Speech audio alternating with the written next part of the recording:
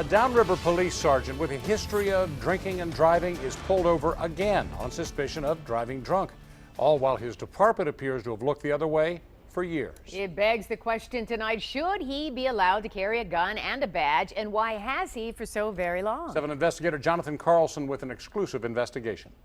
Michael Patrick McCarthy, a veteran sergeant with the Brownstown Township Police Department for more than a decade. This is his recent mugshot from the Nevada Highway Patrol. This man of the law was partying in Vegas Super Bowl Sunday when witnesses say his SUV swerved across lanes and jumped a curb.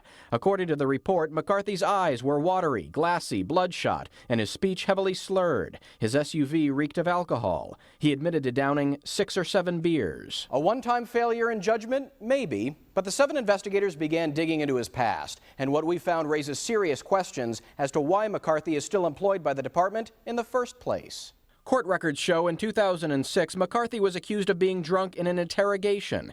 Then, later that same year, McCarthy was off duty when he was pulled over by fellow officers for driving erratically, one officer stating McCarthy almost killed him. McCarthy admitted drinking 5 to 10 beers. The officers at the scene didn't conduct a sobriety test. Instead, a supervisor drove McCarthy home without issuing a citation. McCarthy was referred to an alcohol counselor, but failed to meet with him. The officers involved complained they were forced to give special treatment and wanted McCarthy brought up on charges. Township leaders reluctantly sent the case to MSP for investigation, but due to a lack of evidence in time past, nothing was done. McCarthy was never punished. You'd think McCarthy would let it lie, but he then files a lawsuit against the township claiming he was defamed by the officers. That was later thrown out. But through all this, McCarthy continued to be promoted and employed. That was the decision of township attorneys, says the township supervisor. Seeking accountability, we visited the township attorney and was told no comment. Following his February arrest, McCarthy was placed on leave, but not fired. The township says it's waiting to see the outcome of his recent charges. But should someone with McCarthy's history be carrying a gun and badge regardless?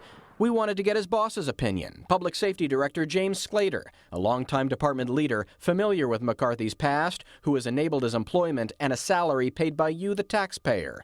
He wouldn't return dozens of phone calls and emails, so we showed up at the department. Anybody home? Anybody? Someone finally came out and told us he was on vacation. Finally, we decided to pay McCarthy a visit. We went to the home address he gave Nevada officers.